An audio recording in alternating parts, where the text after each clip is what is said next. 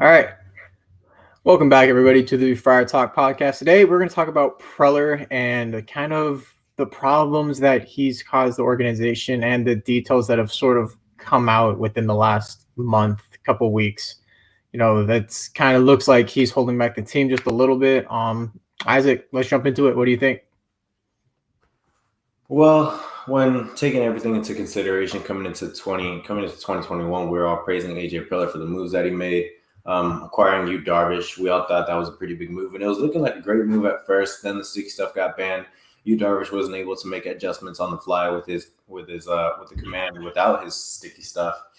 Blake Snell looked quite opposite. He looked bad at first, and then he came around, and that whole "don't trade with the Rays" thing was really starting to show. Except for, Jake came from the Rays. Tommy Pham is obviously one of the instances where you don't trade with the Rays. But Blake Snell was really starting to come around that second half. So him and Yu Darvish kind of flip flopped, and Blake Snell looked solid. Joe Musgrove was a great trade. We got to give that one to him for sure. That was kind of a guy that we were hyping up a lot in the offseason. We thought he had the stuff to become something good. And I believe, I don't know if he's going to make a start in this series, but if he doesn't, I believe he's going to finish top 10 in ERA. So that's huge for the Padres. Chris Paddock looked a lot better in the second half this year, and that was really good to see. Now, regarding the trades, Mike Clevenger, Chase and Matt know I'm a huge Mike Clevenger fan. I love Mike. I do think he's probably going to be the ace, if not the ace, and the number 2 next year in terms of at least his numbers. However, you gave up a lot to get him. Cal Quantrill put himself in the Cy Young running this year. Towards the second half of the season, I believe he had one of the best ERAs in the AL. So there's a lot of guys that we traded away that just that are performing somewhere else, and the guys we brought in aren't performing for us. And that's not even regarding the stuff that was said about AJ Preller today, where you could kind of tell he wants full running, full power, everything of this Padres. I don't want to say it's like a dictatorship, but if you want to call it that, you can. I guess the issue I have with that is that you're not the baseball mind. Whoever you hire at manager, which unfortunately has been guys that Jace Tingler only played in the minors, and I don't know where Andy Green played. I kind of forgot. He played for the Diamondbacks. Played for the Diamondbacks, and he didn't even let him run the show, but he sucked anyway. Will clearly hated him with a passion. And I'm sure Chase will absolutely destroy Andy Green whenever he gets a chance to back up his guy, which I completely understand. But the thing with AJ Preller is that when you're trying to take full control of a team, and for the past, I forgot when he was hired, early 10s, mid 10s, I forgot.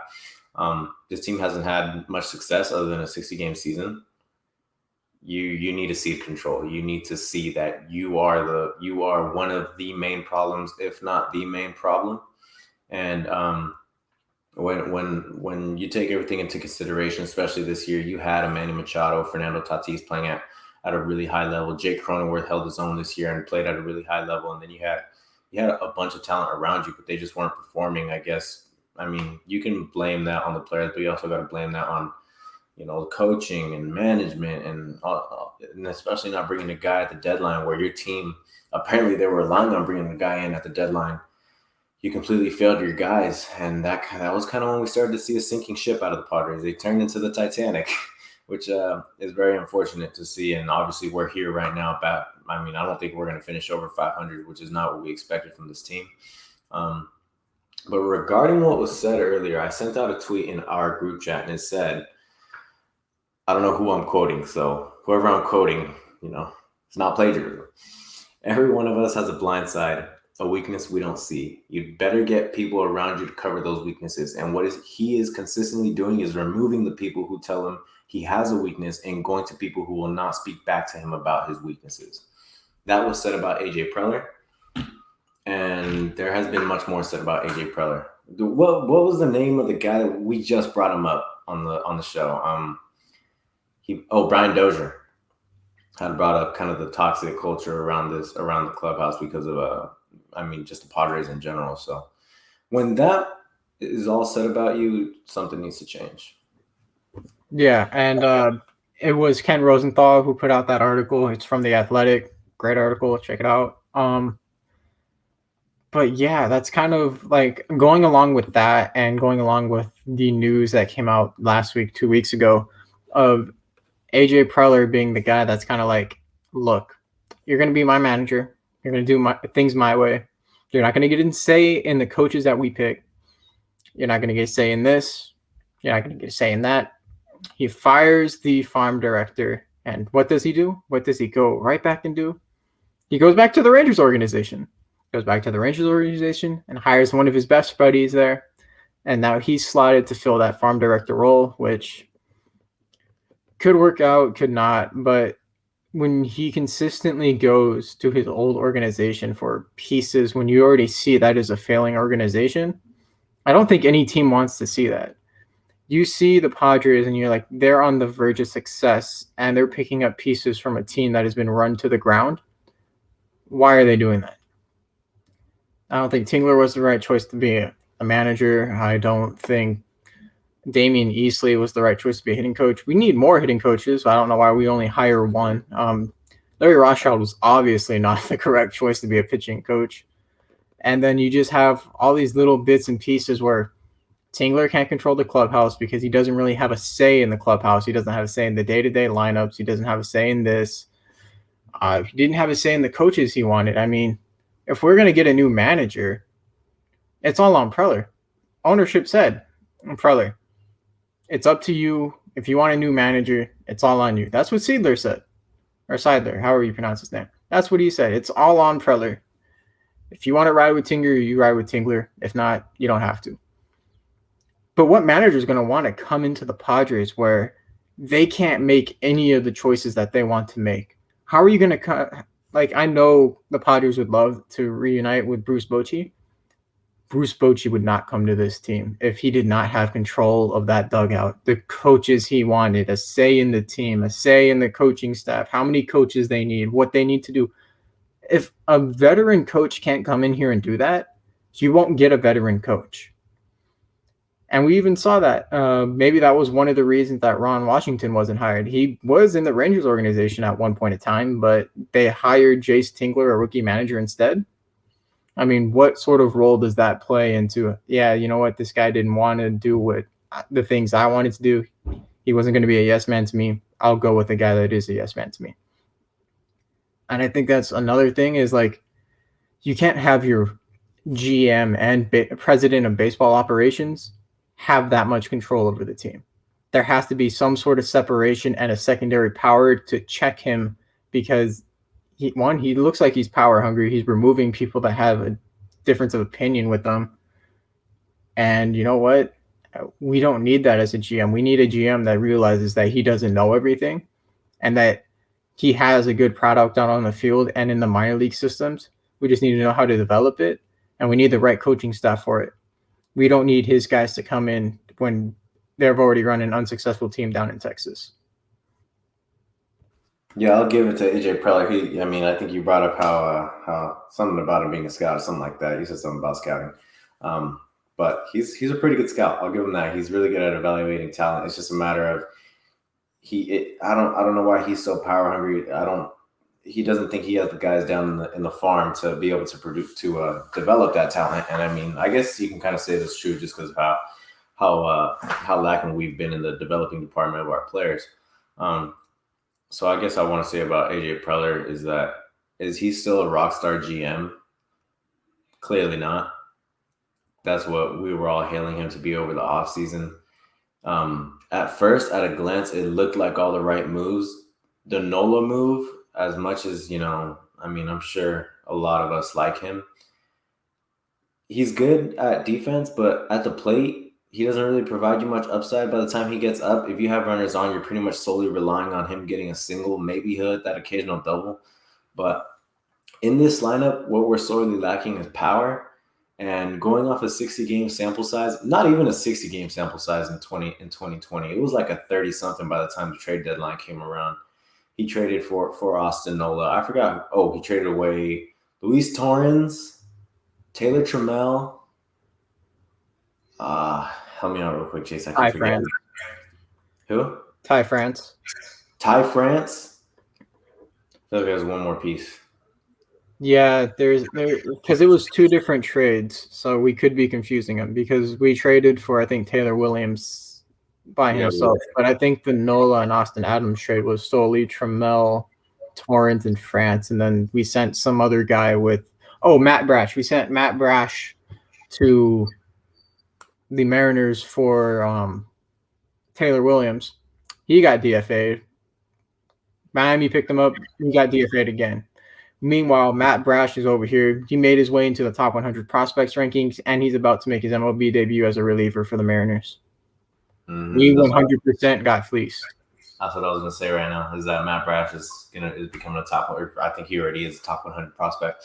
So, like I said, going off a 60-game, 40-game sample size of Austin Nola clearly was the wrong move.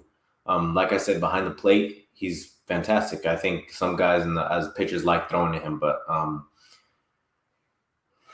don't think he's anything more than that. I think he's more of a backup catcher than anything, just because he doesn't provide the power that, for one, like a Luis Campusano could bring, or for the Dodgers, Will Smith. For the Royals, Salvador Perez is suddenly hitting 40 bombs in the league. I don't know if he's still leading the league in home runs, but I know he held it just recently.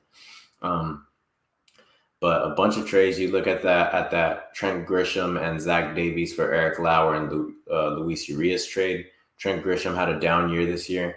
That was only a 60-game sample size as well from us. On our point, we thought he could be a star.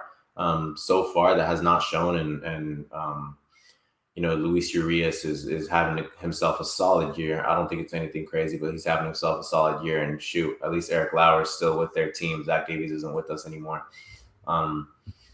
What's another one? Tommy Pham and Jake Cronenworth for Hunter Renfroe and one more. Xavier Edwards, I believe. Xavier Edwards. I don't know what impact Xavier Edwards has had on that team yet. Hunter Renfroe's off that team, but Tommy Pham he was hurt last year, so he didn't provide much to us. And then this year he had a cool 1 or 2 hot months, 1.5, let's say. Other than that, he was just not a good baseball player for us. Jake, though, Jake is a blessing. Love that guy, Jake Cronengod. And I know it's going to take me a little bit to go over all these trades. Hosmer sucks. I think we can all agree on that. I would like to just add Urias's slash line for this year. I'll compare it to Grish's if you want to pull up Grish's. So as of right now, Luis Urias is playing shortstop or second, depending on the day. And 483 at-bats. He's hitting 248, which, it could be higher. But he's hit 23 home runs, 74 RBIs, 5 stolen bases, and a 791 OPS. I think that's like the third best on the team at this point. If you look at OPSs, unless Jake is still over, let's see, it's better than Frazier. So it would be better than, he'd be fourth best on the team. We could use that. You'd move Cronenworth to first. You get rid of Hosmer. Urias slides in at second. Tatis at short. Machado at third. And guess what? You'd have Urias for another, I think 5 years now, 4 years, along with Jake. Cheap, controllable talent. It's what the Padres need. What the Padres are lacking. And you know what? What's Grisham's slash line for this year, Isaac? So what I got, in 129 games, he's batting .238 with a .326 on base percentage and a .408 slugging percentage for a total of a .733 OPS. That is Hosmer numbers, fellas. At the plate. With only 15 bombs. 61 RBIs, 117 strikeouts. It doesn't get much worse than that. I understand he provides you gold glove center field, but at the plate, he's got to do a lot better than that. And we said coming into the year, Trent Grisham is not going to be the guy that's Mr. Consistent. He's never going to be a consistent bat. That's just not the type of player he is. But I can't recall a time other than earlier in the season when he first came back that he really had a hot stretch where he was like the best hitter on our team or one of the best hitters on our team. I can't recall him having that at all this year. I really don't remember a time. Maybe mid-July, around after the All-Star break. Other than that, he just wasn't what we thought he would be, at least this year. Do I think he will have a better season next year? I really do. But only time will tell. Will Myers, I brought it up. I don't know if I want him on the team next year, but I saw his comments against after a Dodgers game where Emilio Pagan gave up 3 home runs. I saw his comments about how you could tell he wants to win. Look at his comments after that game. He said he's tired of going to Dodger Stadium and getting spanked, and he likes being able to shut up those fans and everything. Like, you could tell he wants to win, and that's something that I want in one of our players. I want someone that's hungry, and I felt like that's what this team was missing down the line. A team that was hungry, a team that wanted it, a team that even when you are in the face of adversity and not acquiring Max Scherzer and Trey Turner, you saw one of the strongest teams in baseball get even stronger. Instead of folding, battle the adversity and win. Go out there and win some games. Be confident in what you already got. And Will Myers wants to win these games. He wants to win with his organization. I think that's kind of got me still wanting him on this team next year. Is I want a guy that's hungry. And his veteran leadership, he's gonna have to become a leader next year for when hopefully Hosmer is gone, because he is the longest tenured Padre, and he's gonna, he needs to be a leader along with Manny. But in terms of AJ Preller, a power hungry approach from our manager, who quite frankly doesn't know the game as much as he thinks he does. It has to stop. He needs to be able to give power. If he wants Bruce Bochy, if the players think that's the move, he's not going to come out of retirement if he's not going to get his power. He's not going to get out of that Giants organization if he doesn't have his power. And people say you can't hire an old manager like that. Well, he won a World Series in 2010, 2012, 2014. That's not that long ago. That's very recent. And he's still with the Giants organization, who has, 104 wins right now? Something crazy like that. So he's not the manager or anything, but he's still around the organization. He's going to be able to bring that to us next year. He's at 105, and with the potential to win the night, because the Padres are already down, I believe, 2-0. Yep. So if you want him, cede your power. Let him hire his guys. If he wants to get rid of some guys on this team to run this baseball team the way he wants to, the way he envisions it, he's a winner. He's even been a winner for this franchise too. If you want Ron Washington, he's a winner too. He won with the Rangers. And it's kind of confusing that Preller didn't hire Washington in the first place, because he was with the Rangers when they won it. Tingler they were in over their head when they hired Tingler. If you look at this comment Blake Snell made on Twitch, he said, and it's not that big of a deal. He's a pitcher, so he shouldn't be swinging anyway. He said, I told Jace that I was going to swing at the first pitch down the middle. And Jace said, no, don't swing. And he said, come on, coach, let me swing. And he said, no, don't swing. And you could tell on his Twitch, Blake was a little displeased with that. But, I mean, he's a pitcher, so I want to hear others what else they have to say, but they're not going to say anything. But AJ Preller, power has to stop. Cede it. It's time to give your power to the winner, to the manager. Let them run this team the way they want. Because 2022, if you don't cede your power, if you don't win, you're done. Like, I want to say that's a guarantee. You're done. And there were many trade rumors coming in today. And if at the deadline we're not a contender, I think Manny's gone. Yeah. We will get into that more in another segment. I know Matt wants to talk about that, so we'll probably get into that probably tomorrow. As in for a later segment, or it might happen in this offseason. I know we are going to do a deep dive into all the trades that Preller has made, probably going back from when he started his tenure, and kind of see how many he's won and how many he's lost. Because I think as of now, we might have a really big bias towards, Preller is a rock star GM. He brought in all this talent. But let's see how good he really is at making trades. Maybe that might change our perspective on things. We all do realize that Preller is really good at bringing in talent. It's just he's overstepped his boundaries and he needs to put back into place. Let us know what you think. Do you think that Preller should stay? Is he a problem? Is he on the hot seat? Well, I think he is on the hot seat now, but should he be fired? Should he be demoted? What do you think they should do with Preller in the case that next season or even this offseason is unsuccessful? As for that, thanks for listening. We really enjoy you guys listening to us, and we'll see y'all tomorrow.